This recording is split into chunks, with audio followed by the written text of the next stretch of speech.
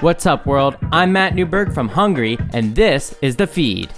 Each episode, we'll dive into conversations with the industry insiders who are leveraging technology to shape the way we eat.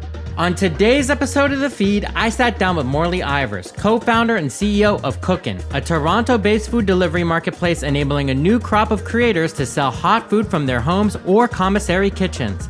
In this episode, we'll talk about the regulatory hurdles facing Cookin and similar platforms, how Cookin is developing its own certification program, and the behavioral shift in how consumers will order food over the next 5 to 10 years. Morley, it's awesome to have you on today. Would really love to talk about your background. To start, you've taken a company from startup to IPO called Points. Talk to us about that, to joining various boards, companies like Resi, Olo, and Level Up, to what got you started with Cookin. Sure, I'm happy to. Caveat being my wife calls the experience more of a disease than sort of anything else, but other people might more affectionately refer to it as a bit of serial entrepreneurship. I've been fairly blessed in my career. I started off my career actually here in Toronto, Matt, with the company that you referenced, Points.com. I spent about half a decade at that.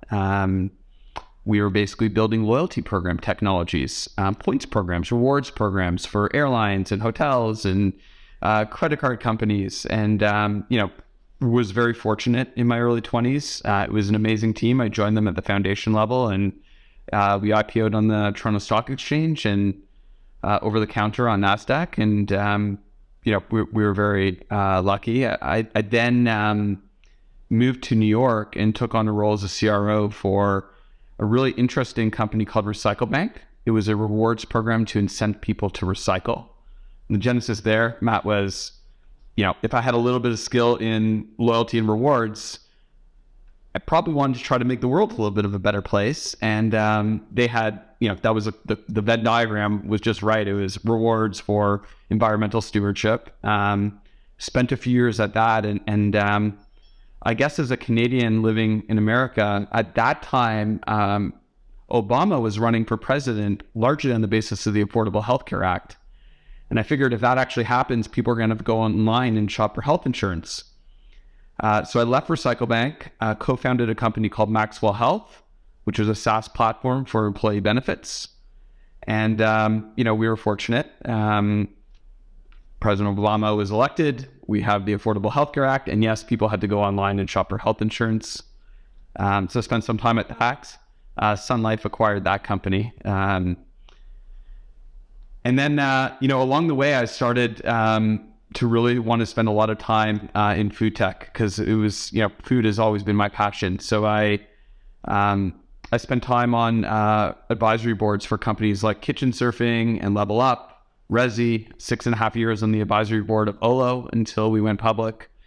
And it was very clear to me that was, my passion and sort of it allowed me to scratch the itch of both spending time with incredible entrepreneurs in the space, but also, while I was running my day-to-day life, it allowed me to sort of have the intellectual curiosity itch scratched for food tech. I then did a reverse turnaround of a company in Toronto called Fan Exchange. Their board hired me as their president to turn it from a consumer-oriented marketplace for secondary market live event tickets into a B2B company. I spent a couple years at that. Vivid acquired that company post me leaving. And then I did something really interesting. I started a hardware company called Nucleus. I joined as a co-founder with an amazing person named Jonathan Frankel, who had this vision to put a Wi-Fi home intercom system into everyone's homes. And that was sort of my first time working on a thesis of wanting to unite people together. And it just so happened to be used hardware to execute that vision. And recently moved back to Toronto in August of 2021 with a dream to unite people together with food. And that will take us into talking about cooking today. I hope that was helpful. Very interesting career. I'm trying to thread the needle on all of those things. You've done a lot of between healthcare, I guess the loyalty, did points touch on some of the restaurant merchants, or was that a different set of businesses? Yeah, it's interesting to try to thread the needle. And I think, entrepreneurs spend time trying to create a bit of a story, adjoining things. I mean, the reality is that it's not linear. I would say Points and Recycle Bank were all about behavior change, right? We were utilizing incentives to nudge people to do something different than they have done in the past. And I sort of became very addicted and interested in the idea of consumer behavior change, and that sort of guided a lot of the execution of all of my ventures. And it was about halfway into sort of the last couple of decades, about 10 years in, where I became very interested in food tech because I love food. It's always been sort of my thing. We could talk about that another time. But the idea of uniting people together, that felt like a lifelong sort of worthwhile thing to aspire towards. And Nucleus was definitely that. We were creating hardware that brought families and loved ones and friends closer together so they can communicate with one another. And when we start to talk about Cookin today, Matt, you'll start to see that the entire vision for Cookin is united by food. And that's based on a thesis that in this world that's incredibly polarized, where we've all become separated as a society, food might be the most powerful way to bring us back together. And I'm happy to talk about that today too. Awesome. Yeah, I totally agree with that statement. And breaking bread with your fellow neighbor, anyone really, and sharing a meal is the best way to get to know them, I believe. So yeah, let's hear the Cookin pitch. Talk to us about where you're operating, what the value proposition is for both sides, and then maybe any stats you can share kind of on, how many meals you've delivered, how many chefs you have, that sort of thing. Happy to do that. Maybe the best place is just to pick up on, your comment, which I completely agree with, like breaking bread with a neighbor, how it brings people together. I spent the last 13 years living in New York, and as a father and a husband, I just became very uncomfortable with the level of polarization in society, right? It seemed to me that, gosh, you're either a Republican or a Democrat. You're black or you're white, or you're gay or you're straight, or you're rich or you're poor. And I feel like the separation and that polarization is probably the greatest existential threat to society today. But then there's this incredible thing, right? You sit down at a table like the one I'm at right now, and you put some amazing food, and you talk about the food, and there's this unique ability to draw people into conversation about something that they share in common. Because it really doesn't matter if you're Republican or Democrat or black or white or rich or poor or gay or straight. You probably love food of somebody else's culture. You're probably totally into the food of somebody else's ethnicity. And in that is an incredible opportunity. And it just so happens that we have a pretty special business model to effectuate that vision.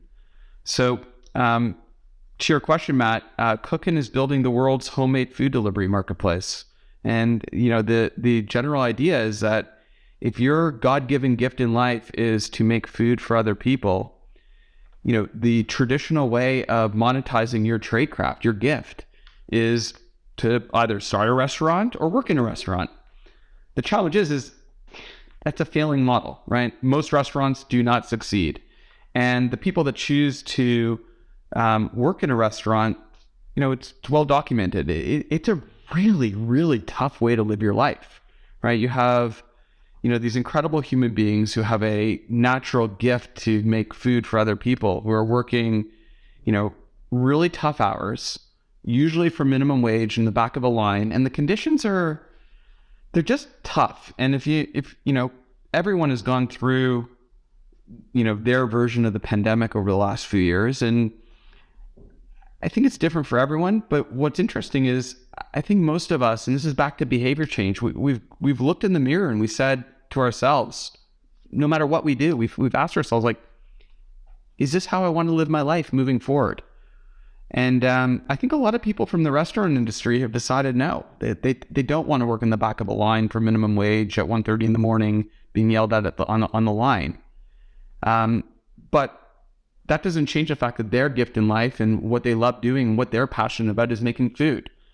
So today, if one of those people are in Toronto, they can simply come to Cookin, apply to make food out of the comfort of their home, or they can use what we call the Cookin Clap, which is a certified commercial kitchen. They can come into it. We have several of them throughout the city. They can practice their trade craft, do what they love, choose when to do it, how much of it to do, and it will get propagated onto the Cookin platform, which is a marketplace. It's an app that you can download from either Google Play or the App Store. And consumers are looking for incredible food. They're reading stories about these unbelievable food creators who, are making the most delicious food. We talked about Java Bali. We talked about Hooray for Pizza earlier. There's tons of examples like that. You order it. We send a driver to pick it up from the person that made it and take it directly to you. And in doing so, we're, joining these people and uniting people together over this food experience. And that's what we're up to. I think you asked, Matt, like, where are we operating? We kicked this business off. Well, I'll tell you this. On January 17th, 2021, Cookin did not exist. We incorporated the company January 18th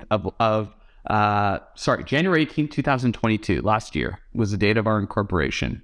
We soft launch, in August for basically just friends and family, no promotion, nothing like that. The data was pretty compelling.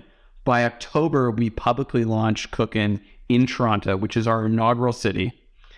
And, today there's, over 3,000 cooks that have applied to reinvent their lives and to cook on the Cookin platform. We've only onboarded, just shy of 100. So we have our operations team is feverishly going through the process of making sure that these people have their accredited food handler certificate, that their kitchens are going through our inspection processes.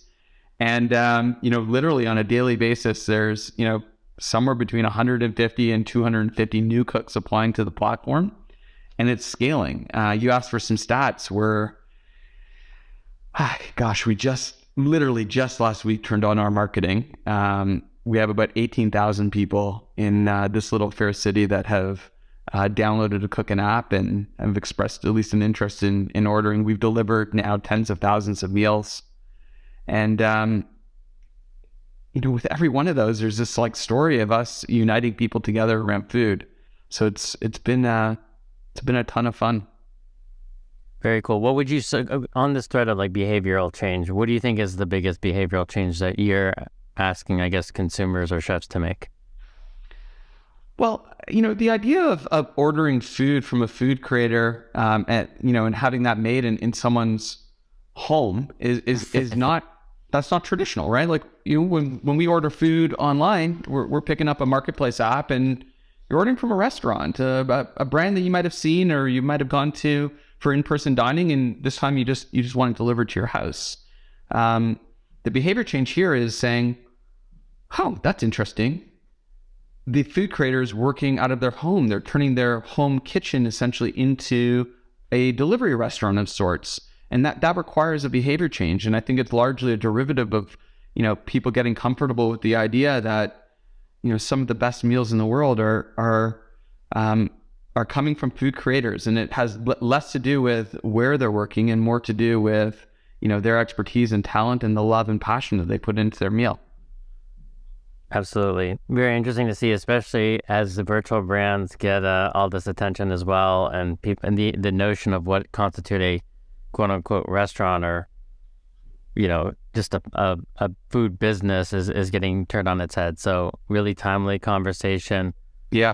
Let's dive into the supply side of your marketplace. Okay. Can you talk to us about how you're onboarding these chefs?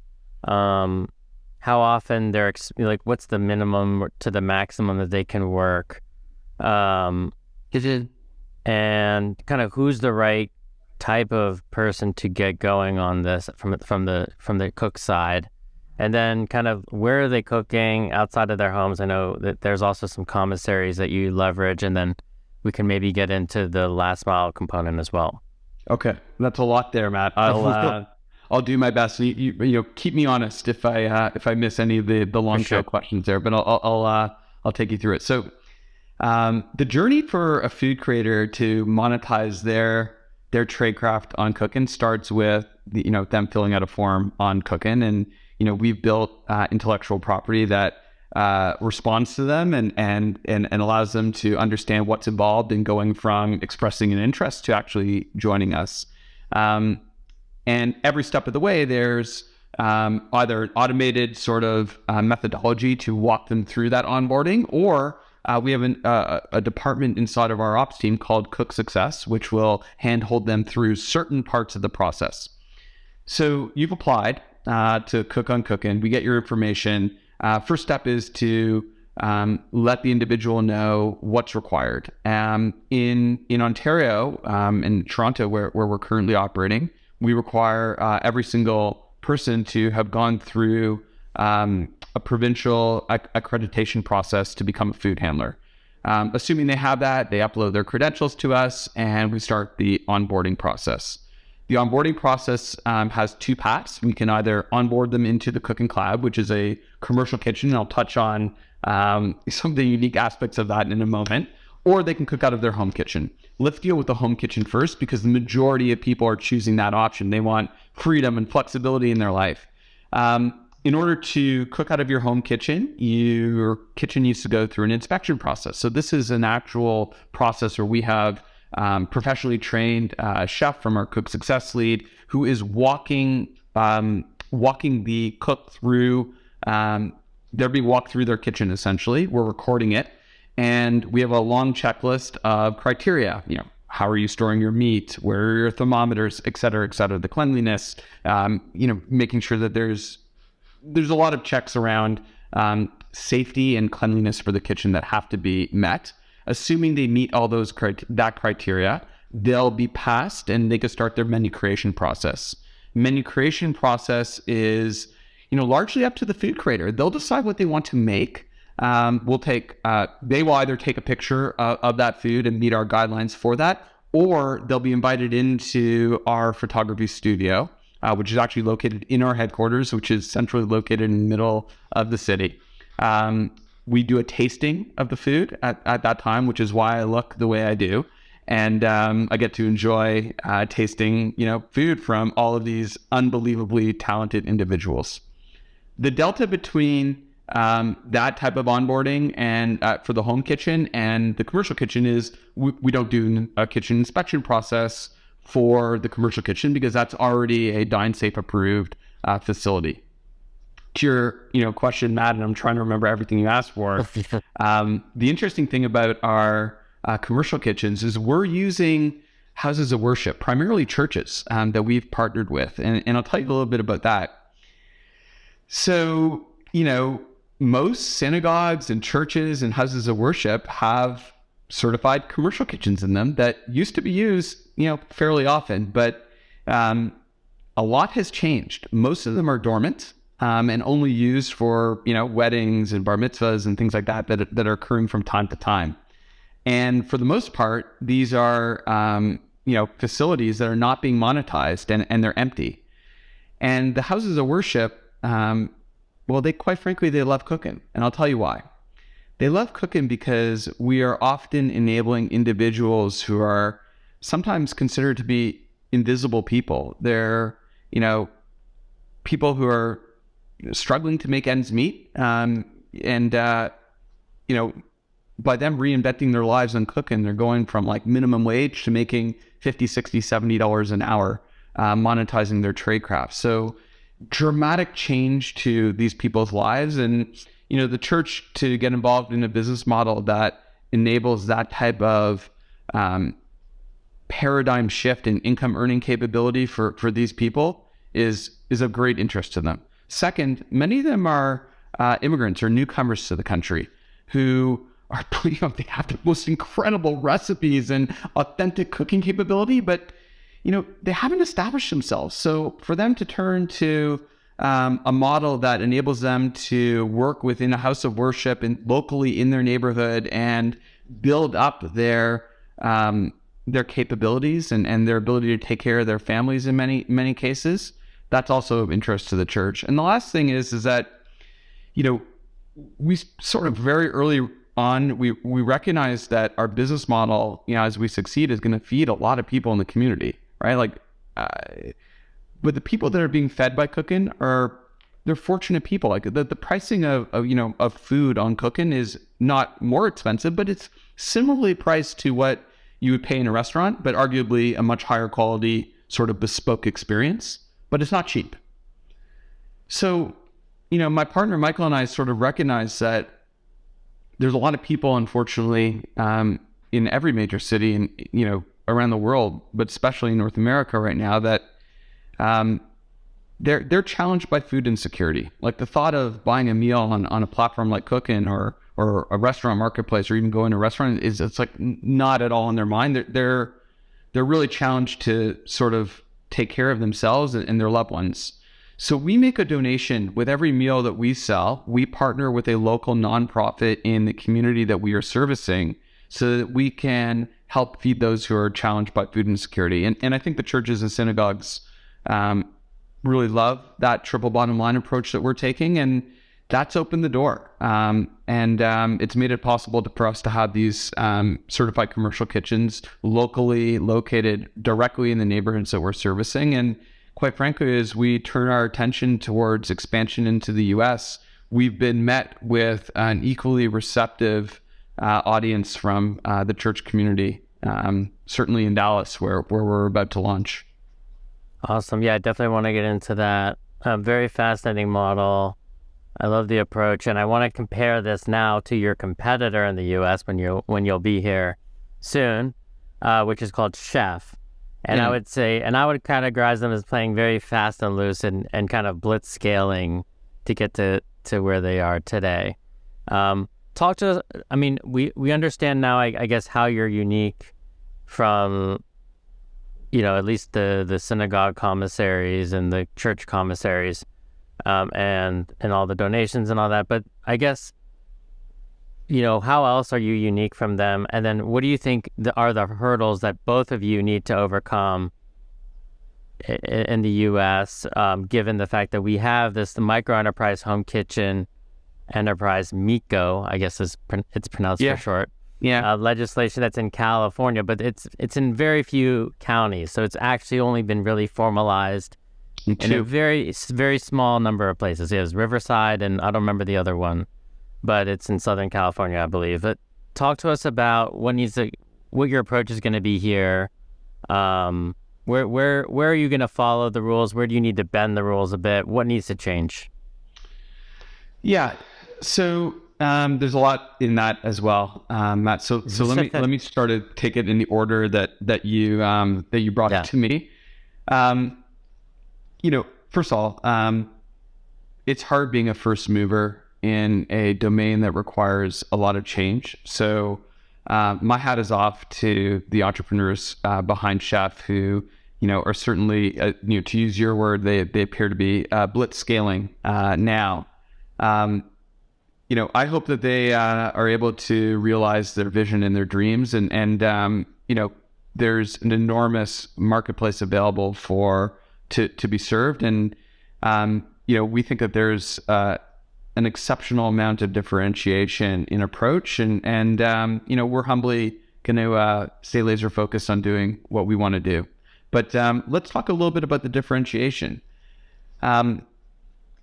I think if you're in the mood for deep ethnic cuisine and you're living somewhere in the U.S. marketplace right now, I think Chef provides an exceptional opportunity to, find the best Bangladeshi cuisine that you've ever had. And it's going to be made by a home cook who is going to put a lot of love and care into that meal. And then they're going to cool it off. And they're going to put it into a chef bag and take it to a central depot. And you can order it. You can order a couple days worth. You can order from multiple different cooks at once. And a delivery driver will come to your house in a beautiful red bag. They've done a great job of branding, and they're going to deliver you, a cooled off meal from one or more home cooks, and you're going to have this incredible, deep ethnic experience. And I think that there's probably a meaningful market for that. And I also sort of take my hat off to them for the effective lobbying that they're doing to level the playing field for those cooks who want to undertake that type of proposition. We respectfully have a different view. Like we see Cookin as being the most ideal platform to have an exquisite meal experience. Not necessarily deep ethnic, but certainly we'll have those options. But if you wanted the best pizza that you've ever had in a given city, we think that that's going to come from a unbelievable pizza maker who put a lot of love and passion into making 15 pies on a given night. And we don't necessarily believe that pizza should be cooled off to room temperature, that it should be driven to a central depot, and then from there it should be delivered to you so you could warm it up and prepare it for you or for your family or both.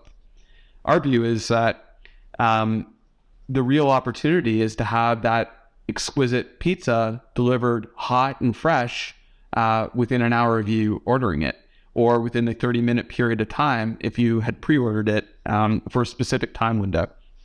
And that's the business model that we are executing here in Toronto today.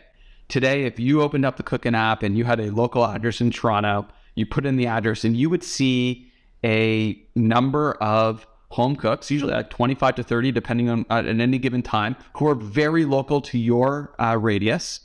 And you choose your meal. You can either have it delivered ASAP or within a defined 30-minute period of time for the next week ahead. And it's going to come hot and fresh, and you will enjoy a meal much like a restaurant experience that you have. And that's a massive point of differentiation. You asked me what our approach is going to be in the United States market. Well, I'm a dual citizen, proud American, proud Canadian, and can't wait to bring this business to America. And in our aspiration is we'll be in 17 major metros in the U.S. by 2025, if not more. And we're doing that city by city and I wouldn't call it blitzscaling. I would call it sort of a humble and careful approach to building partnerships within the city. We don't hide. We're very much above board. In Toronto, we're all over the press about what we're doing. We meet actively with politicians and share with them exactly what we're doing, how we're doing it. And, we humbly look them in the eye on behalf of the thousands of people who need the playing field level for themselves. And we suggest to them that in this day and age, there is an opportunity to modify the existing laws to level the playing field for them. And we tell them that there is a way to do it, and we're prescriptive about it. So in Ontario, there is a revised version of the regulation that we have helped write that demonstrates all the steps that are being undertaken by the cooks and by Cookin with no sort of weight put onto the government to enable this type of business model to happen. The accreditation process of the cook has to be in place without exception. The inspection of the kitchens has to happen without an inspection. The inspections of the kitchens have to happen at regular intervals. And by the way, there is no municipal, state, or federal government anywhere in the world that is prepared to enable this type of business model tomorrow, right? It's just not happening. You want to open up a restaurant in a city like Toronto, it's like third largest metropolitan city in all of North America. You have to wait 6 months to have an inspector come and look at your kitchen. Why? Because there's like a dozen of them in the entire city, and you have to wait. There's no way we could ask them to inspect 3,000 people's home kitchens and determine whether they're good to go or not. So it's upon, we have to take that cost and investment on ourselves, and it's incumbent upon us to demonstrate to the government that there is a safe way of doing this. Matt, this is no different than the situation that Airbnb was in or that Uber was in very early on, where they had to demonstrate to the government that there was a safe way to have somebody staying in your home, that there was a safe way to get in the back of a car on the interstate or on the Trans-Canada Highway at 120 kilometers an hour and go from point A to point B. And when that was happening, gosh, there were people in the out there that's saying, like, someone staying in your home, people are going to die. Someone is going to drive you in your car. A stranger is going to take you from point A to point B on the highway. That can't happen. People are going to die. And it's not lost upon me that people are going to say the same thing about microenterprise home kitchens. But we humbly believe that, somebody can make you a sandwich out of their home in a very safe way, so long as there are, prescriptions in place to do it properly. And our intention is to demonstrate that there is a safe and proper way to do it and to adhere to that standard at all times. I could tell you this. We have absolutely rejected kitchens that do not meet our criteria. Because we have to. The whole model's at risk. We have every incentive to do this right. And with tens of thousands of meals that are being served, I can also look you in the eye right now and tell you as a gentleman, we haven't had a single issue brought to our attention from a health or safety standpoint, from any government level at any point in time. And we believe that's due to one thing: doing it properly. Our intention as we expand into the U.S. marketplace is to do it properly and to work hand in hand with the regulatory bodies to demonstrate that this is a wonderful opportunity for them to enable small business, to enable entrepreneurs, and to recognize that times have changed and the laws that, have been in place for, decades and decades to service the restaurant industry need to be modified to speak to today's modern day and age. And that's our intention. But we'll do it with a lot of humility, I can tell you that.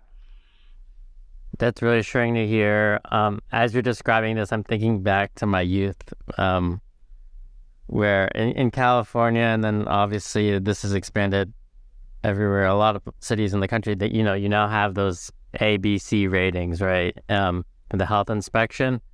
And I printed out one for my my childhood home in my kitchen. I just printed out like a blue A.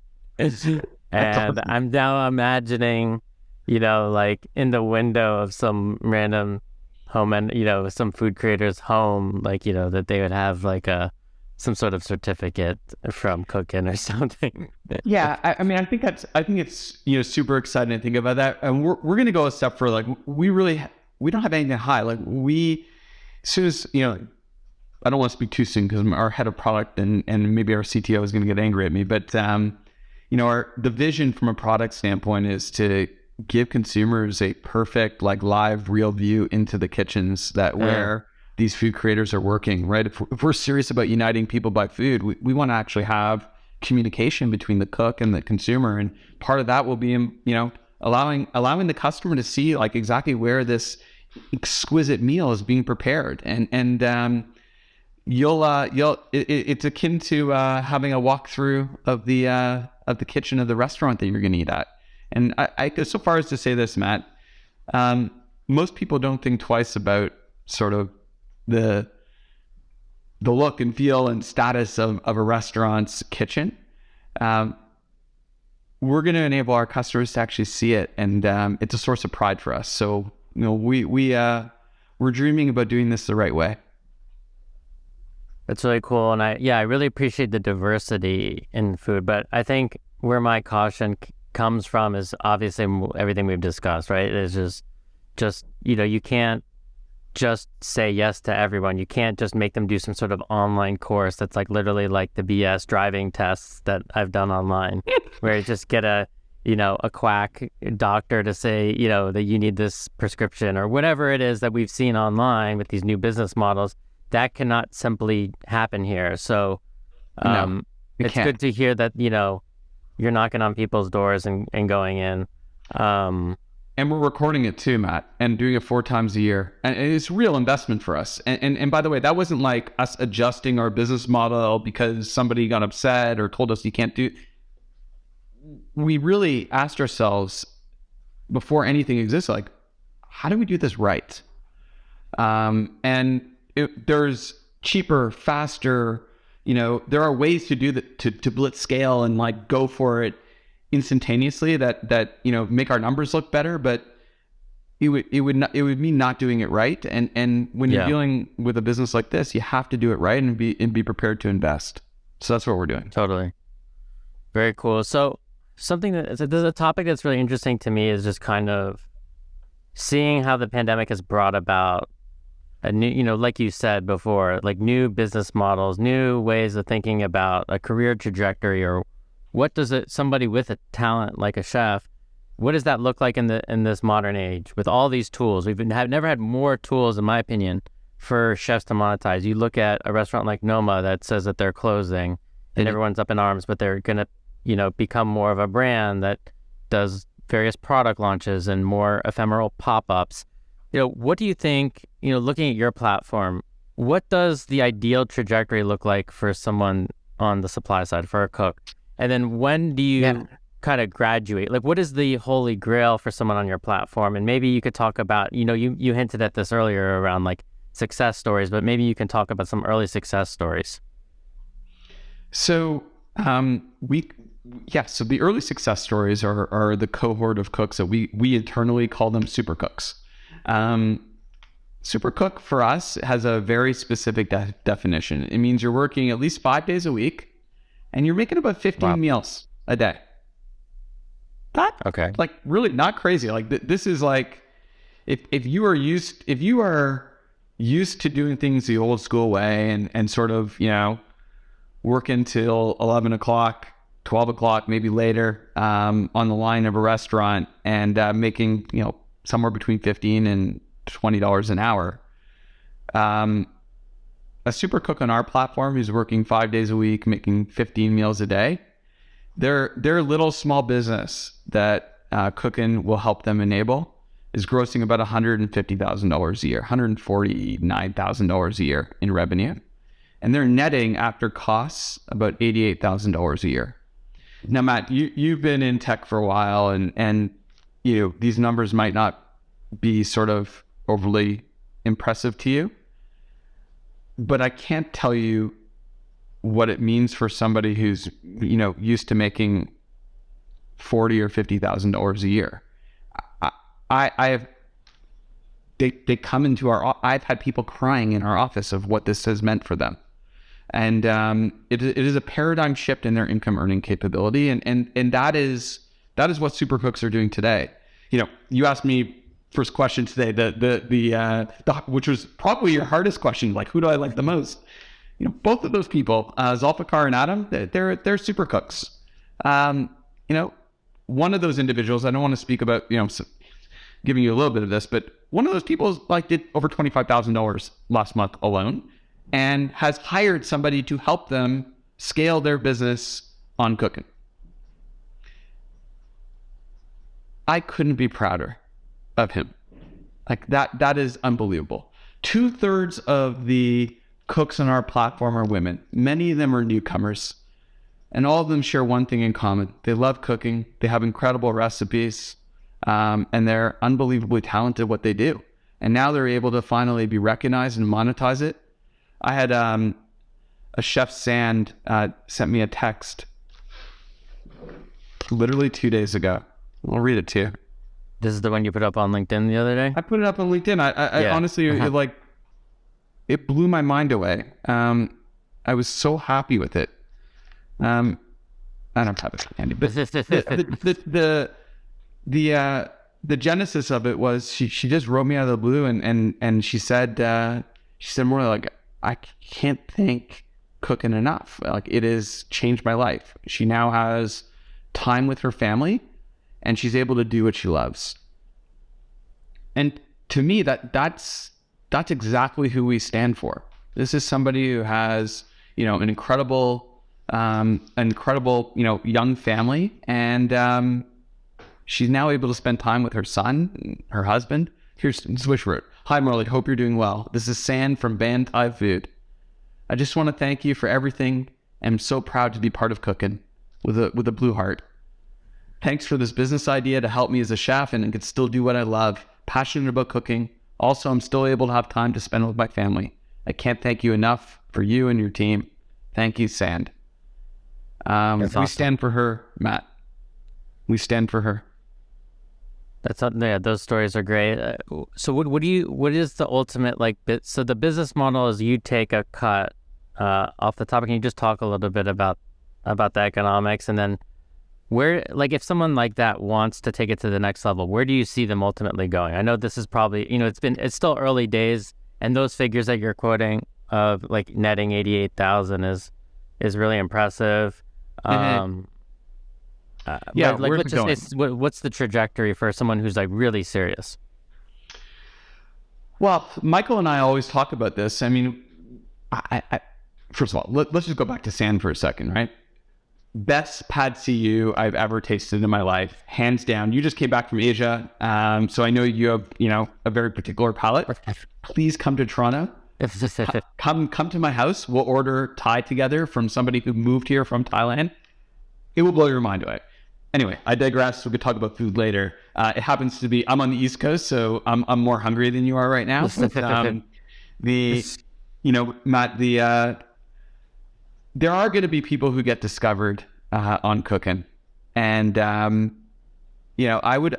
see a world where a few of them are going to be approached and be like, by investors and others who are like going to say to Sand, you really need to be in a restaurant, and we need to take this to the next level and generate many, many hundreds of thousands of dollars for you, and you should be training other people on how to make your dishes. And we might lose that person on Cookin, Matt, but we will celebrate that moment all day long. Our entire team will. Because ultimately, at the end of the day, we built an enablement platform for cooks. That's what we stand for. I have something on my wall. It's that, it's an algorithm for our success. Our algorithm says we should do everything possible to attract, retain, and build the best product for cooks. Why? Because if you have the best cooks and you can keep them, you have the best meals. And if you have the best meals, you have the happiest customers. I think it's that simple. That's our guiding light as a team, and how we think about things here at Cookin. And if Sand gets discovered and she starts a restaurant and her roots were in Cookin, we'll do that all day long, because there are thousands and thousands of people who will aspire towards that journey, and we're already seeing that type of supply side demand on our platform. And people talk to each other. This happens to be an amazing way to live your life and to be a small business owner, to be an entrepreneur, doing what you love. Seems to be resonating with people in this day and age. You asked about our business model. I'm happy to share. So if you are cooking out of your home kitchen on Cookin, Matt, you're keeping 80% of the revenue associated with your cooking. We charge a 10% fee on the consumer side, and we've integrated with all the major delivery platform providers. So the fees that we're getting charged, we're either subsidizing to acquire the customer or passing that through to the customer. If you are cooking out of our commercial kitchen, the Cookin Cloud, that 80% goes down to 70%. And we're using that 10% to cover off our costs of leveraging the commercial kitchen and sharing that with the house of worship. Very interesting. That's it. Love the model. And then on the topic of, the graduation, so to speak, or like the career trajectory, I could see it kind of going both ways. I can see people who were sick of the hectic life in the restaurant, trying to, to spend more time with their family. And then I could see it from the other side of like someone who's just really young and hungry, who has infinite amount of energy, wanting to just get up and running as quickly as possible, hone their craft, and then just go for it. Whatever that might be. It could be a restaurant. It might be something that we don't even know what that is yet, right? Or like it's some new kind of TikTok driven content / commerce business model, right? Like we're seeing from some of these TikTok chefs. Right, which is chock full of potential there too. And we have open arms welcoming to, either end of the spectrum or anyone in between. We just want to stand for serving, exquisite meals and making people happy with great food and bringing people together. So I want to talk about the U.S. for a second. I mean, because you are in Canada now. What do you think is going to be like the biggest shift for you guys when you come here? who do you think your competitors are going to be? And yeah, what do you think are the differences in the types of consumers and chefs that you're going to attract, if any? Right. So we are in Canada now only. We're in Toronto. We will be launching our first U.S. market, Dallas, this summer. So a lot on the go, and have aspirations to sort of do 15 more cities in the U.S. over the course of the next, call it, year and a half or so. The biggest difference for us is going to be, not I won't be there on the ground locally, and just if we could just shift back to sort of fundamental rules of entrepreneurship. I think it's always a right move to sort of de-risk, starting a business, and the more you de-risk it, the closer you get to success. And for me, although it was quite painful to move from New York, and my wife reminds me every day that the weather sucks in Toronto and she misses all her friends in New York, and that was a big sacrifice for us.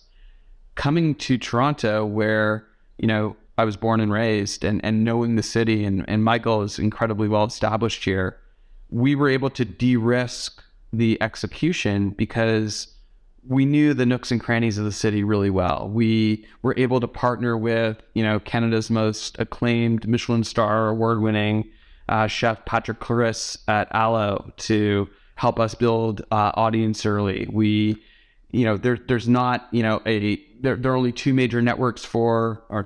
or three major networks for delivery drivers here, and we can easily partner with them. And getting to the government officials at this stage in our career wasn't that much of a stretch.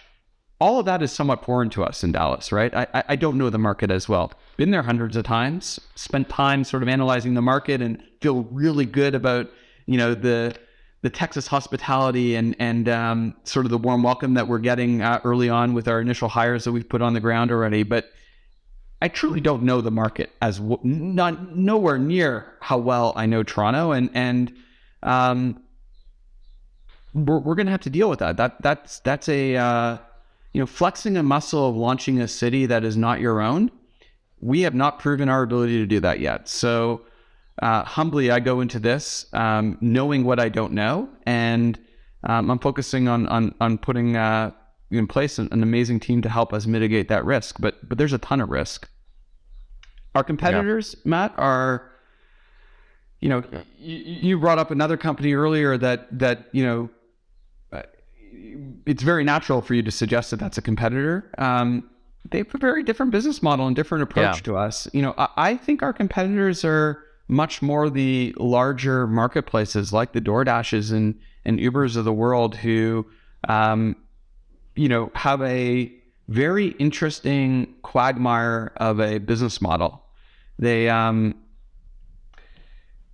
in the business of serving restaurants and helping restaurants execute delivery by having an incredible app that allows a customer to order food, and then they take a very, very significant chunk of the restaurant's revenue, which is a high source of friction for those marketplaces, and they do a wonderful job of making an incredible delivery service.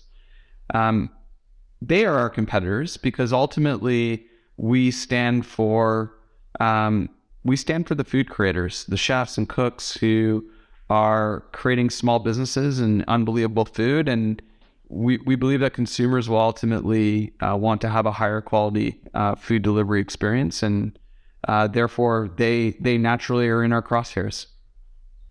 Yeah, that makes a lot of sense. I mean, if I'm paying all these fees for just some meal that I already know, I think I want something more novel. It has to warrant that premium.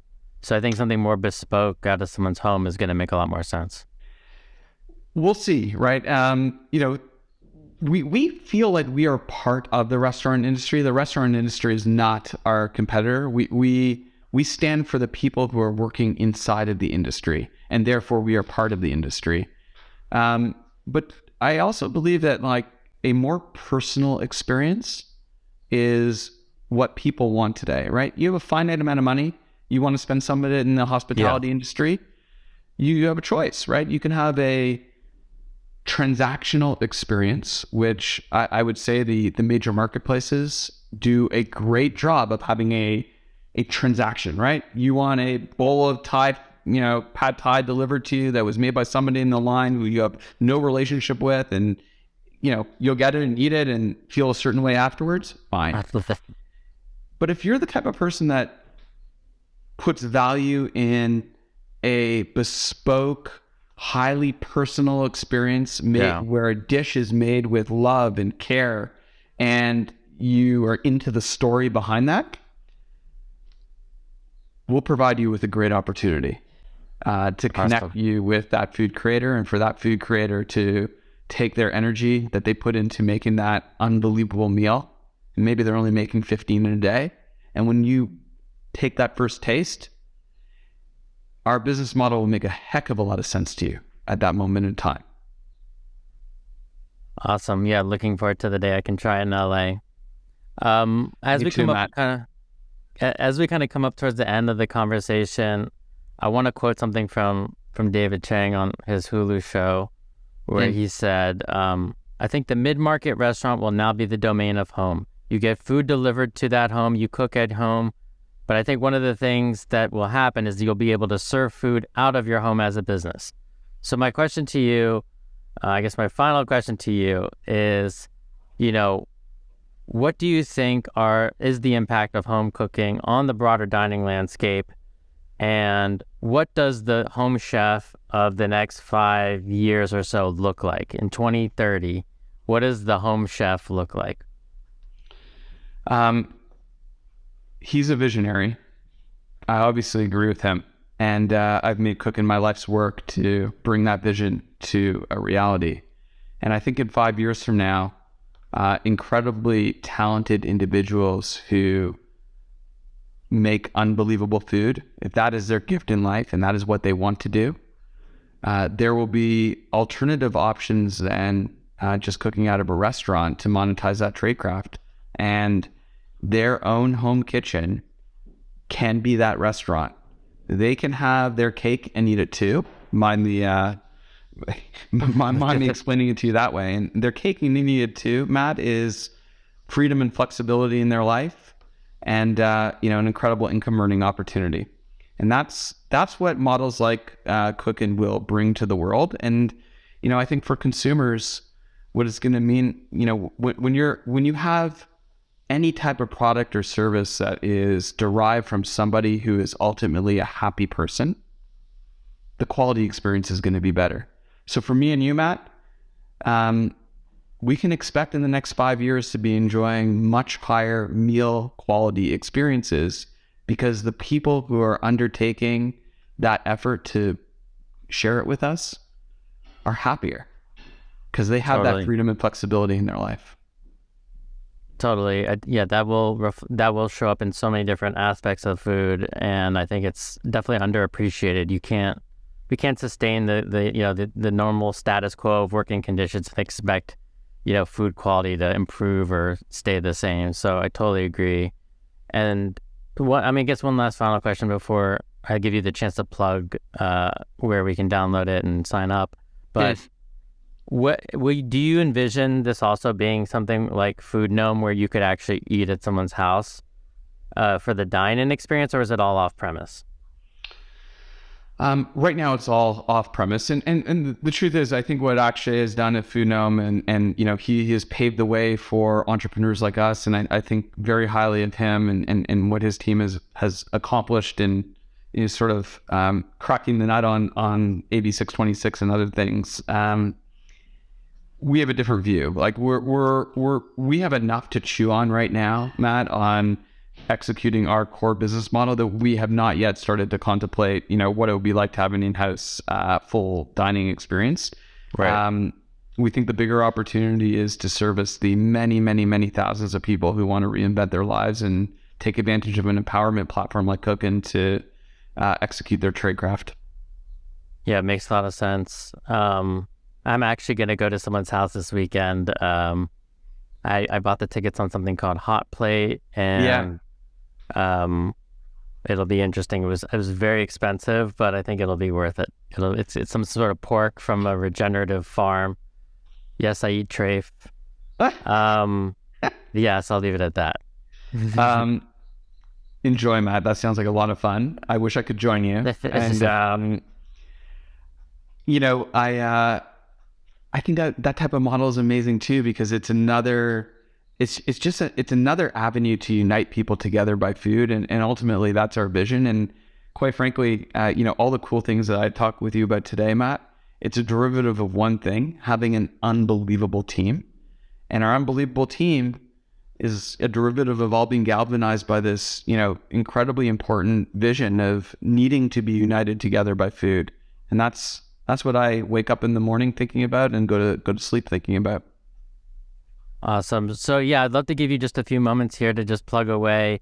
If we're in the US and want to get on the wait list so that we know exactly when you launch, how do we do that? If we're up and coming cook and I want to get started when you launch in Dallas, how do I get started?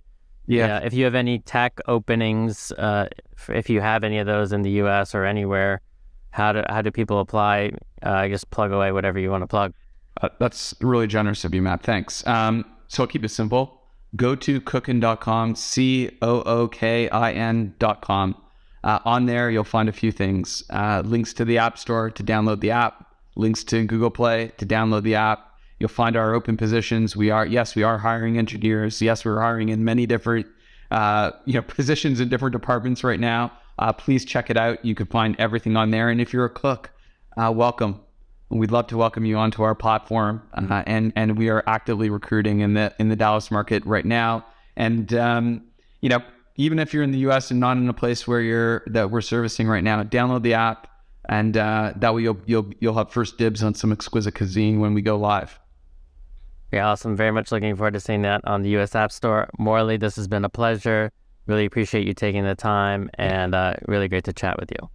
Thanks, Matt. The pleasure's been mine. I really appreciate it. Thanks for tuning in. If you like what you hear, please hit subscribe wherever you're listening to this podcast. And if you're curious to get a first-hand look at the cutting edge of food and tech, check out HNGRY.tv. That's Hungry with no U, where you can join in on live conversations like these or sign up for the free weekly newsletter.